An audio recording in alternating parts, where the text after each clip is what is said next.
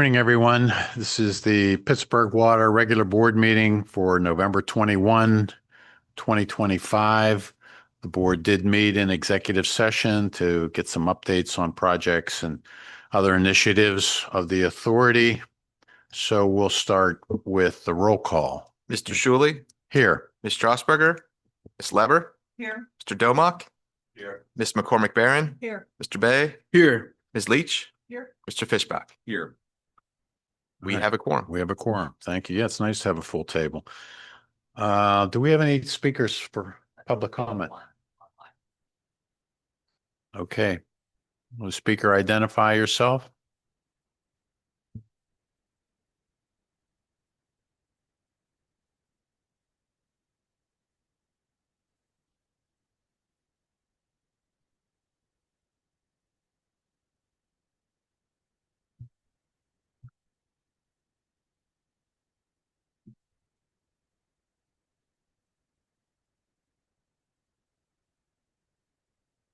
No?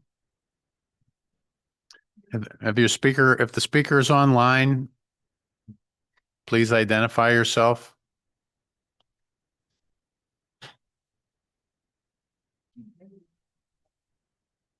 Oh.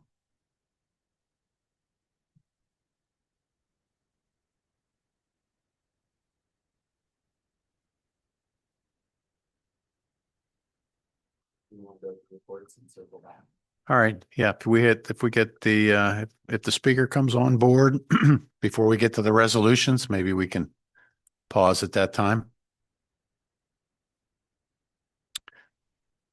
All right. We'll start with the approval of the meeting minutes of October 24th, 2025. May I have a motion? Is there a second? Thank you. Any discussion? All in favor of approving the minutes of October 24th, 2025, please indicate by saying aye. Aye. Are there any opposed? Are there any abstentions? The minutes are approved. Next is the confirmation of all CEO approvals. All approvals from the previous month are confirmed. And we'll move to reports and updates. We start with the Finance Department. Mr. Barca.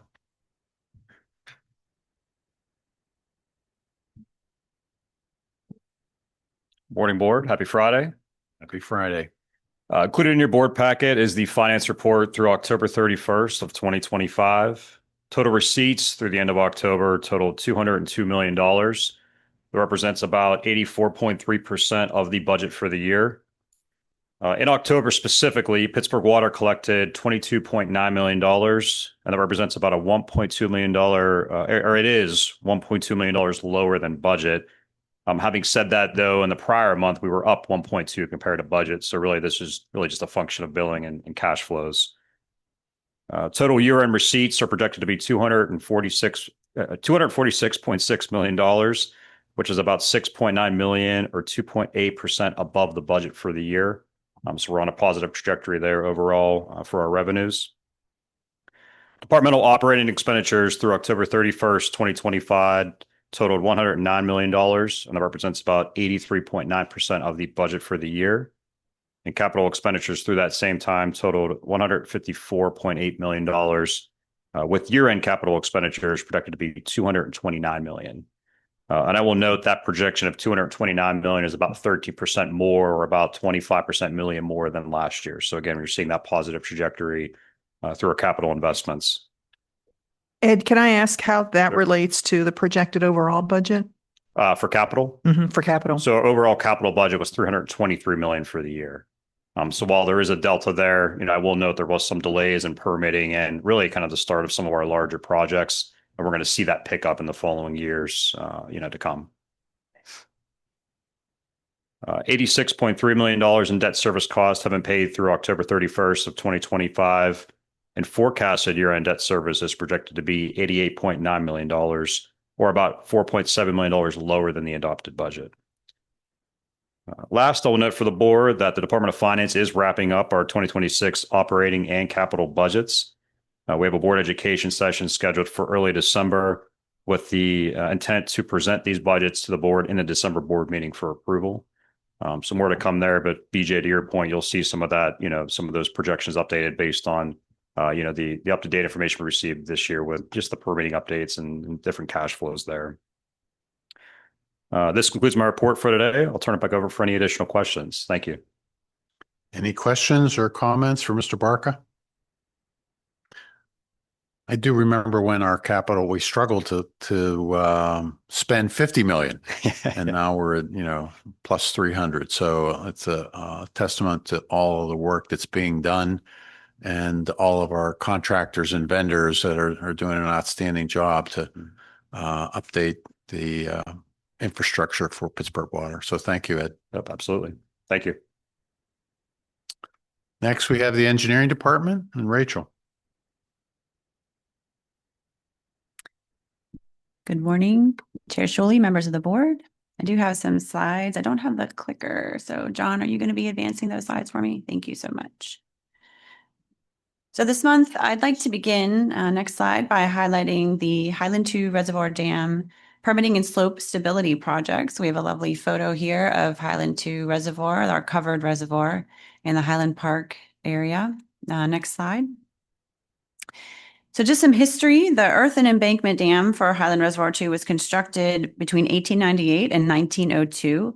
It is a 125 million gallon finished water reservoir. It is subject to the Pennsylvania Department of Environmental Protection dam safety regulations under Title 25 of the Pennsylvania Code. And it's classified as what's known as a C1 class dam structure due to the large size of that impoundment storage and the high hazard potential for damage in the event of a failure. Prior modifications include, but aren't limited to, the installation of that liner and floating cover. And that was recently replaced in, that liner and cover were recently replaced in 2022. Next slide. So just a bird's eye view, again, showing the location, Highland 2 there on the left, Highland 1 uncovered on the right, not currently being used to distribute finished water in our system.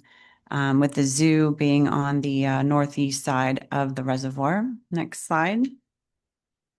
So overall, this project will address dam safety deficiencies identified by our consulting engineer, Arcadis. These include low slope stability factors of safety. There's extensive vegetation that impedes inspection and contributes to erosion. There's some historical instabilities, including minor slope failures and crest cracking. So this project will resolve those factors as well as improve safety, security, and operational access. Of course, we will meet all environmental and regulatory requirements, and we are working to incorporate, in the process of incorporating, community-focused input. Next slide. So getting a little bit more specifically on the scope of work, it will include vegetation, tree removal, and erosion control. We'll be flattening some slopes with engineered fill. We will be likely installing some soil nails and reinforcing piles and walls. We're doing security fencing upgrades, access road improvements, and there will be post-construction stormwater management. Next slide. The project is currently in the 30% design phase. Numerous types of rehabilitation are being considered based on the current topography and geological conditions, constructability, and cost. So as you can see, the areas are divided up into different reaches, and you can see the different types of rehabilitation methods that are being considered for those areas. The majority including flattening the slope, using soil nails and reinforcing piles, and regrading as appropriate for the space available and the constructability of the various areas. Next slide. So stormwater management, as I mentioned, will be incorporated into the project as needed based on the fact that we are removing trees and vegetation from the slopes. The site is fairly limited on all sides, as we're aware, by steep slopes, existing roadways, and structures. So to accommodate these restraints, stormwater facilities will be designed to utilize existing open space wherever we can find it. So the grading design does incorporate efforts to provide space for this, and multiple facilities must be placed around the site for different drainage areas. So some conceptual design considerations for stormwater include potential for a surface pond, as you can see, on the northwest corner, as well as rain gardens and bios wells. The sizing and locations of these features are very preliminary at this time. Next slide. So as far as schedule, we are in preliminary design. As I mentioned, we are at 30%. Over the winter, we will be hosting a couple of community charrettes that I'll mention a little bit later. Later next spring, we're looking to finalize the design and submit the permit application to DEP.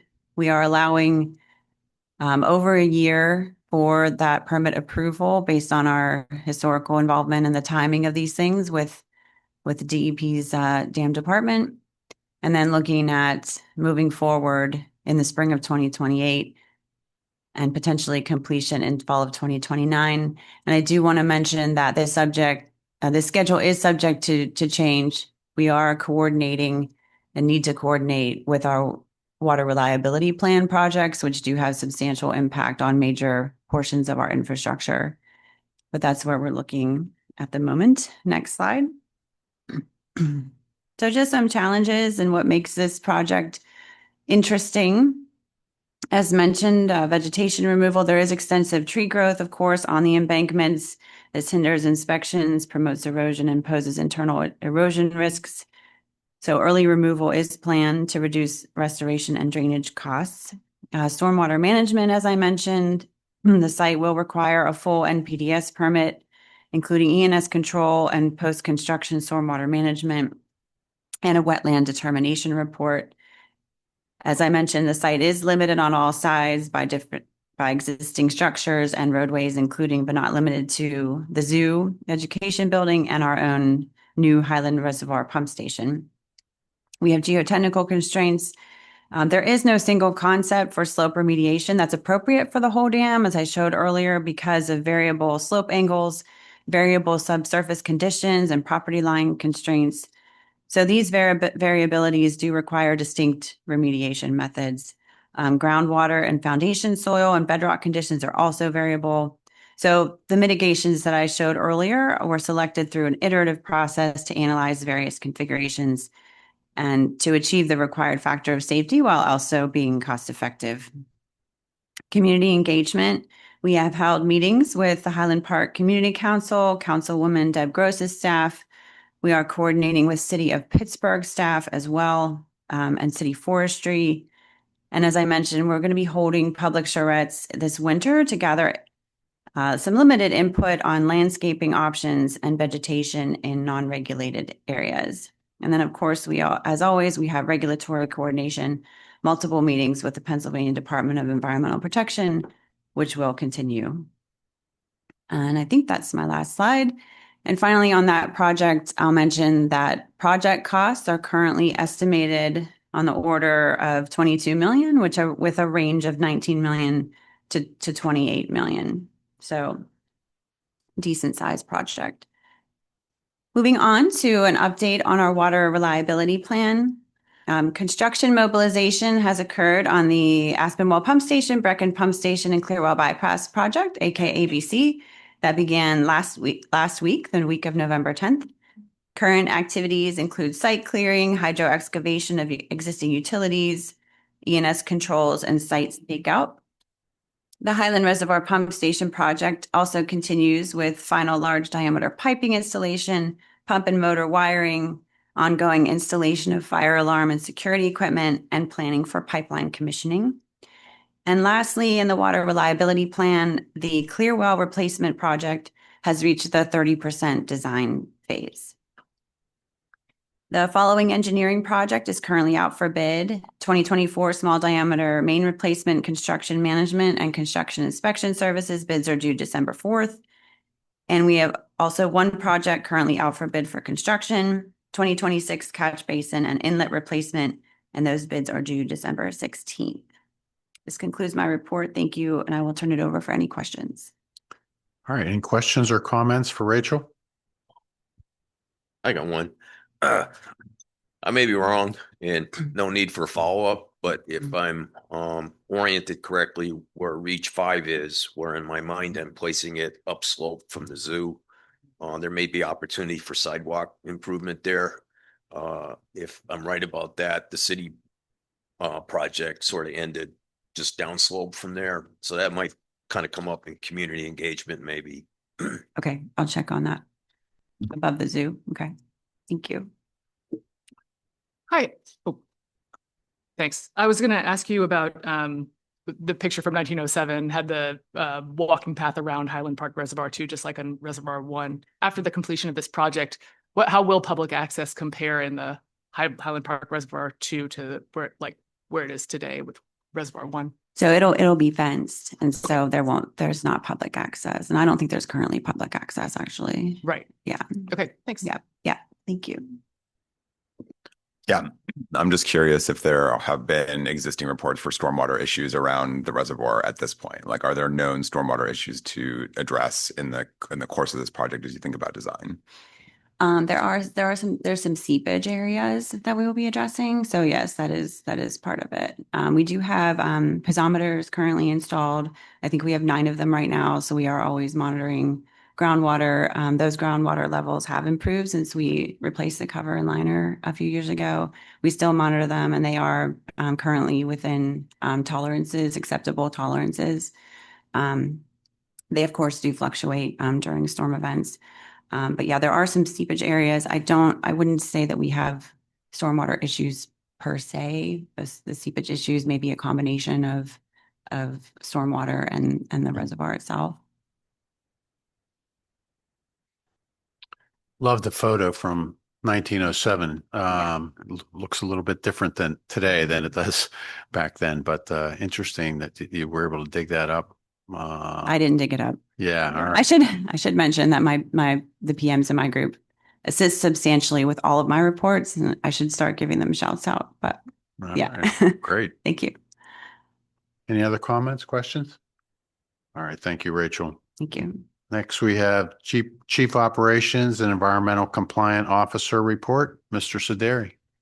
Right. Good morning, everyone. So this morning, I wanted to start my remarks thinking about our core value of ethics and integrity, which states that we all act ethically and with integrity in all instances, both as individuals and as an organization, modeling honesty, transparency, and professionalism in everything we do, which does include the environmental and regulatory compliance realm. To guide this core value, Pittsburgh Water has a code of conduct as well as a code of ethics.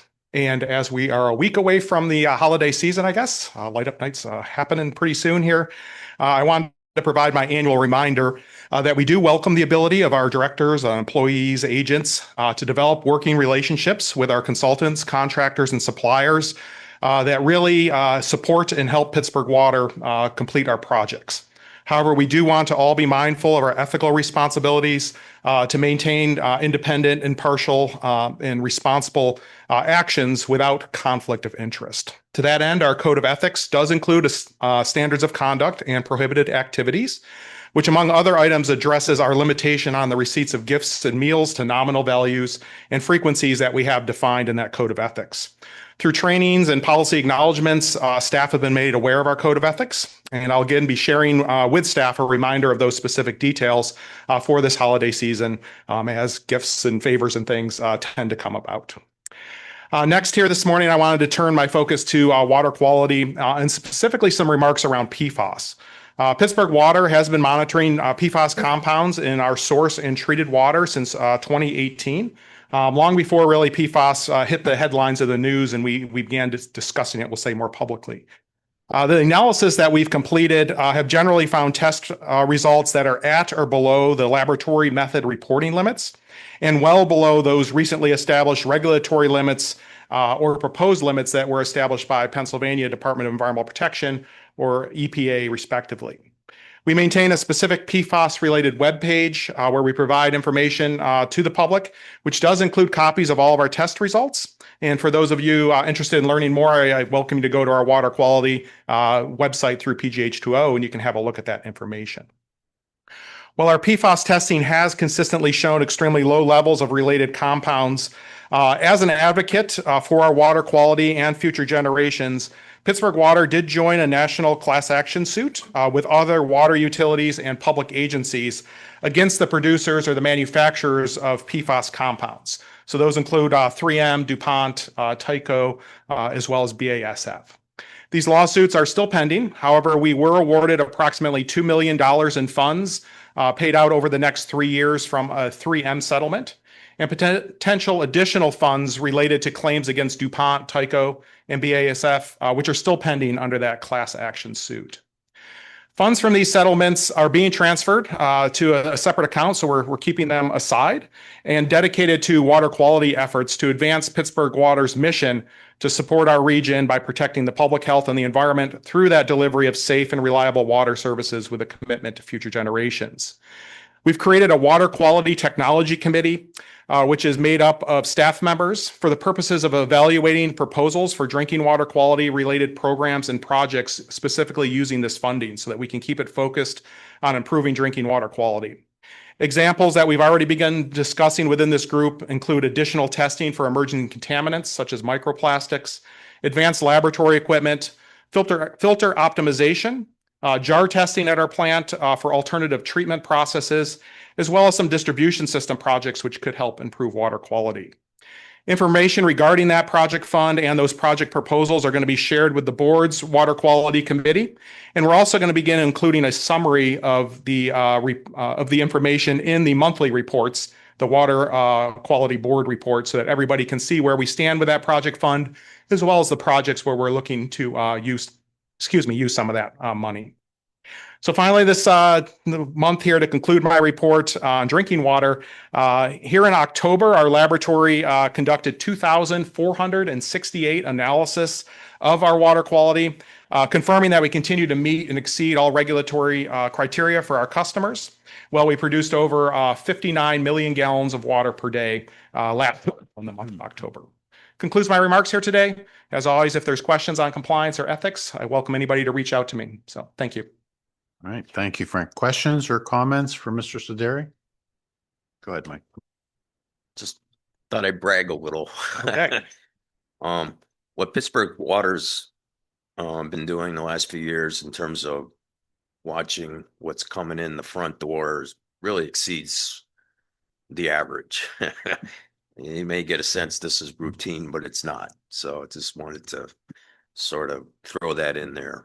For example, I've contacted, just for my own research, utilities in comparably sized cities such as Cincinnati, places in Connecticut, and they're nowhere near the idea of looking at PFAS and microplastics and trying to get ahead of things. So well done. Thank you very much. Yeah, we expend a tremendous amount of effort on our source water quality and keeping an eye on that. So I appreciate that. Thank you, Michael, for that perspective. Any other comments, questions? All right. Thank you, Frank. Thank you all. And finally, the Chief Executive Officer report. Will, you're up. Well, good morning, Chair Shuley, members of the board, members of the public. I am pleased to provide a few updates this morning. First, I'll start off. Rachel alluded to the ABC project at our water treatment plant and across the river along Washington Boulevard kicking off. We had an excellent ribbon cutting event, I guess a few weeks ago. I want to thank everyone in the room who was able to make it and join us. It really was an awesome collection of various stakeholders of obviously our team, our board of directors, elected officials, laborers who will benefit from the construction work that will be taking place, obviously our engineering consultants, et cetera. It was a really nice event. Everyone was very happy. And now we're excited to get to work. I want to give kudos to the public affairs team for working with the project staff to put on such an awesome event. And this week I did see the real life implications of us getting to work. As I pulled into the water treatment plant, 3 huge flatbed trucks carrying a large crane were entering in behind me as a signal of real progress. So we're very excited about that project and get used to us talking about it for many years to come. I also want to acknowledge there was some public coverage between the previous board meeting and this board meeting, our purchase of 3100 Smallman as the future administrative headquarters of Pittsburgh Water.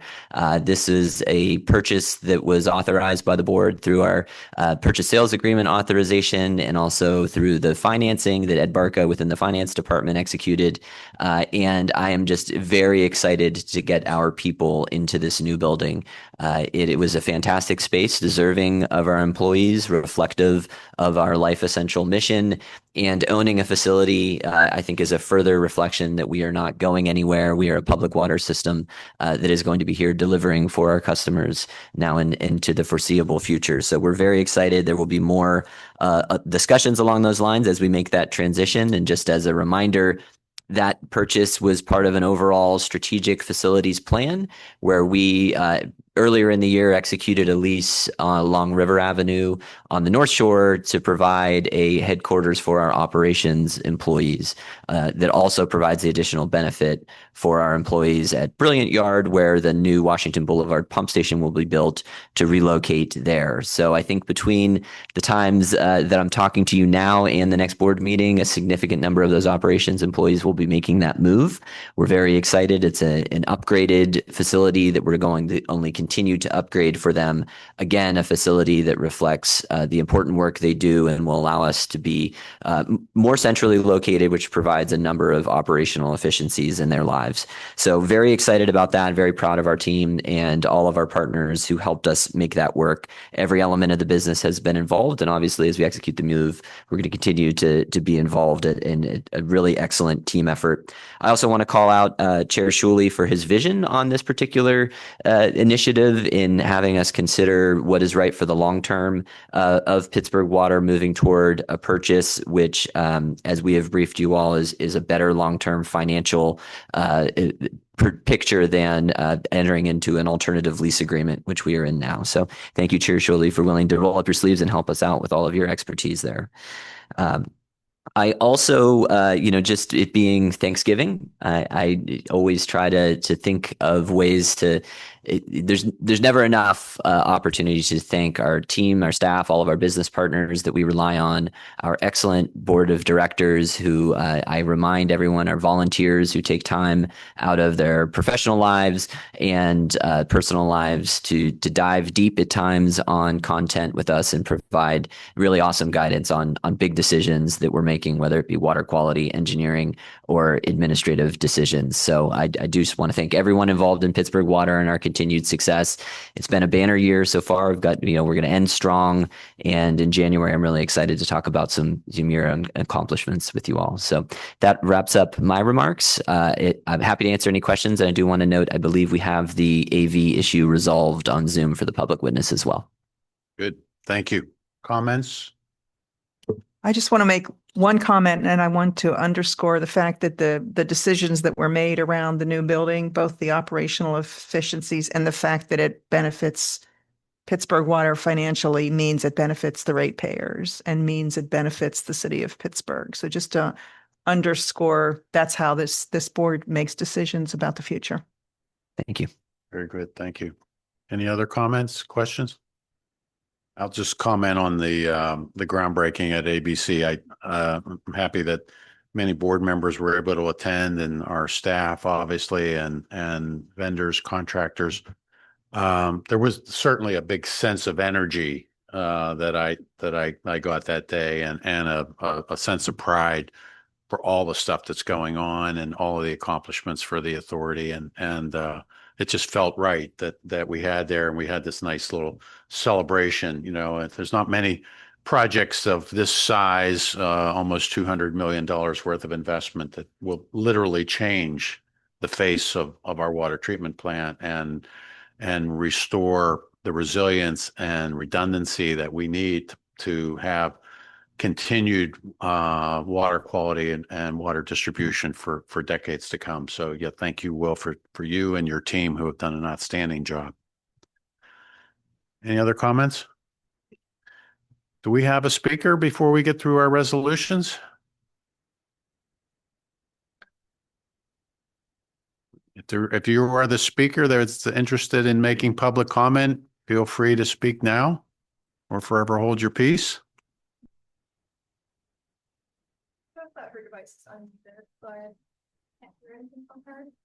Okay, well, perhaps the speaker would like to try again next board meeting or send us the requests in writing. We'll move on to the resolutions. All right, we'll start with resolution number 94 of 2025. Mr. Barca.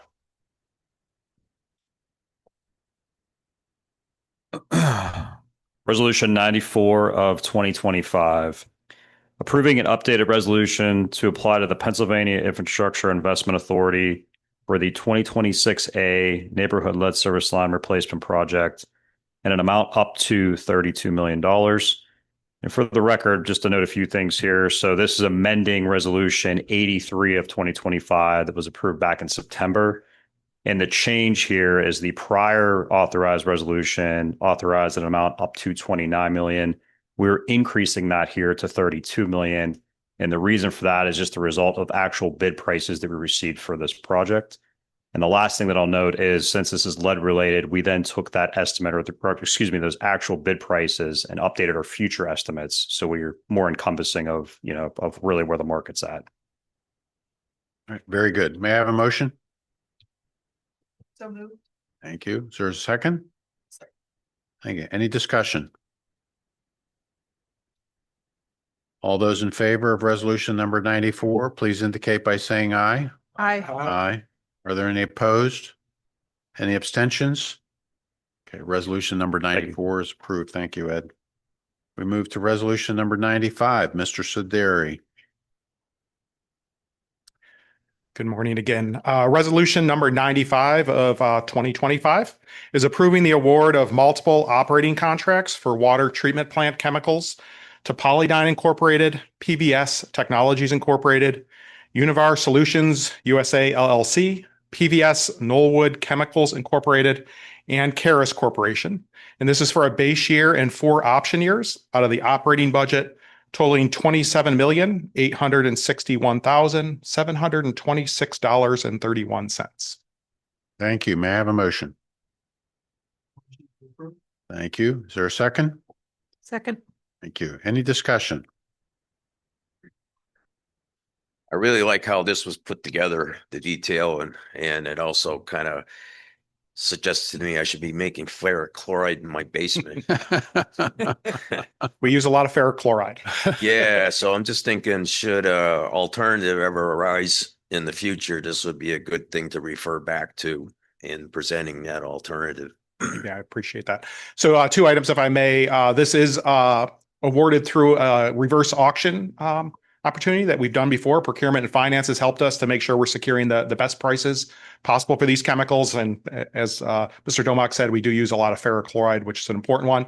And as I mentioned in my remarks, the laboratory and our water quality group are looking at things like optimizing treatment plant chemicals and is there alternative chemicals that may provide both water quality benefits, but also financial benefits in the future. So it is something we continue to look at. But as of right now, we need these chemicals to continue to treat the water. So. Frank, let me ask you a question about these option years. So you have multiple vendors here under one resolution, and you have 4 option years. So do they apply to all of them together, or they apply to them individually? Yeah. Each contract individually will have their own contract, right? Okay. So depending on quantities or use or changes, 5 years from now, we can look at each contract on an individual basis. We're just awarding them all together here so that we don't have to, continue to go through each one as a separate motion. So, Very good. Thank you. Any other questions or comments? Yeah, Frank, is there a financial benefit to the authority to use the reverse auction process, or what's the thinking behind doing that? It's interesting. I think we've seen that there's been opportunities. So we have bid previous chemicals, I think over the last year or so, using that, and we have seen some financial benefits. So essentially, it's a 2-part process. One, there's an opportunity to kind of pre-qualify firms as well as give them an opportunity to ask questions, get the details they need. And then we use a third-party vendor to essentially open up an auction site so they can bid against each other. So in a traditional bid, they offer one price and it's kind of their price. This allows them, if they want to take a half cent off per pound or something and outbid their competition, to do that. And that drives some of that competition so that we can realize some financial benefits. So we do believe it has helped us secure the best prices. Great, thank you. Thank you. Good question. Any other? Well, maybe ahead. one more. Sure. For any of those vendors who were pre-qualified, what's the process if an alternative supplier is needed, either due to supply chain disruptions or anything like that? Yeah, so maybe pre-qualify might not be quite the right procurement term, but they are able to enter into the auction, say they're interested and to participate. They do have to qualify with the specifications that we have to submit. In terms of the emergency options, those contracts that we have do have opportunities if they cannot achieve the supply we need or the turnaround time. We do have alternative vendors, and we would go through an alternative emergency procurement process if that happened. We maintain a supply of chemicals on hand and communications with these vendors so that we do understand what their supply chain looks like and make sure that we have enough on hand. But we do have, through the procurement process, the ability to get an emergency supplier if need be. So, Thanks. sure. Good. All good questions. Very good. All those in favor of resolution number 95, please indicate by saying aye. Aye. Aye. Are there any opposed? Any abstentions? All right, resolution number 95 is approved. Thank you, Frank. Thank you. We go to resolution number 96 and Rachel. Resolution number 96, approving an amendment of a professional services agreement for additional design services during construction of the hydraulic valve replacement program to CDM Smith. Capital budget $558,205. And just for some context around this, this amendment, typically we would hire a separate CMCI firm during construction for our construction projects. And in this case, we made an active decision not to do that. So these additional services are based on adding scope to our design firm so that they can provide those services during construction. So additional support includes, but is not limited to, construction management, contractor coordination, managing schedules, and facilitating commissioning. Thank you.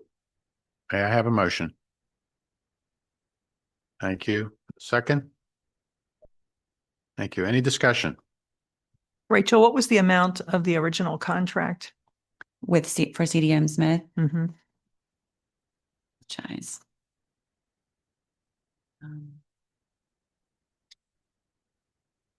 I will get back to you on that. I apologize, BJ. I don't have that in front of me. I'll get back to you. Okay. Any other It questions? would have been, I apologize. It would have been something over $1 million in order for us to be bringing it to you. And this change order would be representing more than 10% of the original contract, just to give some order of magnitude, but I'll get back to you with a number. Thank you. Any other questions or comments? All those in favor of resolution number 96, please indicate by saying aye. Aye. Are there any opposed? Any abstentions? Okay, resolution number 96 is approved. We move to resolution number 97. Resolution 97, approving the award of a capital contract for construction of the 2025 neighborhood-led service line replacement contract B1 project to Stefanix Next Generation Contracting Company. Capital budget $11,807,658. Thank you. May I have a motion? Is there a second? Second. Thank you. Any discussion? Go ahead, Michael. Sorry. I did a little research on these folks. They've won multiple awards. They have a order of 100 employees, so no problem there. I know we've had a company from Oconomowoc, Wisconsin, I think, HQ, kind of starting to get involved. I guess what I'm getting at is there's people that are sort of regulars, and then there's some that are less frequent. So it might be useful in a down the line engineering report to sort of hear how some of these smaller operators have worked out Sure. with And just- the work they've been entrusted with. I have no doubt here, but that looks good. But I think it's just for general interest and allowing the board to keep track of things. That might be a worthwhile thing to throw in an engineering report. Yeah, we can do that and just show who's doing how much work, what contractors, the value of work that they're doing, that's no problem at all. Yeah, thank you. Mhm. I may. ahead. This contractor does have experience performing, I believe, our urgent lead service line replacement. So, him from sort so we have awarded in the Have past. them before. I have no doubts here. It's just names you see a lot more often. I know there's That's true. trying to break into the business years. Get a feel for how that's working out. No problem. Yeah, we do like to see, when we can, having additional contractors coming in and increasing competitiveness, and just trying to get them up to speed, and the challenges of working in the city can be interesting. But yeah, we can do some kind of summary to show who's doing what. Yeah, at the end of the day, the more competition, the better. Yep. Mhm.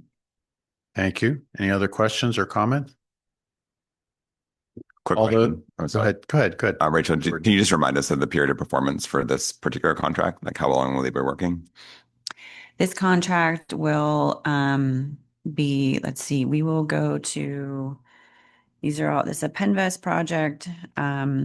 So we will close on Penvest likely in the spring. And then construction should start in the summer, and it typically takes about a year. Thank you. Okay. All those in favor of resolution number 97, please indicate by saying aye. Aye. Are there any opposed? Any abstentions? Okay, resolution number 97 is approved. We move to resolution number 98. Resolution 98, approving the award of a capital contract for construction of the 2025 Neighborhood Lead Service Line Replacement Contract B2 project to Independent Enterprises. Capital budget $12,633,595. And this project would generally follow the same schedule as contract B1. Thank you. May I have a motion? Thank you. Is there a second? Thank you. Any discussion? So these are pretty close to each other in dollar values. They have different geographic boundaries, right, for each contract. Correct. So we split up our neighborhood contracts by geographic boundaries. So each contractor will have their own sets of neighborhoods that they'll be working in. Okay, thank you. Any other questions or comment?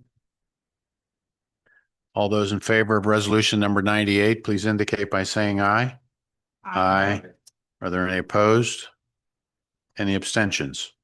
All right, resolution number 98 is approved, and we get to the last resolution. It happens to be resolution number 99 of 2025, although we have a board meeting in December, so we'll break into triple digits next month. So This is a long one. Resolution 99, approving the award of capital contracts for construction of the water treatment plant 84-inch diameter line rehabilitation project, general mechanical contract to structural preservation systems, and the electrical contract to Frankel Electric, and the award of a professional services agreement for construction management and construction inspection services to Answer Advisory Management with a cumulative capital budget of $9,568,980.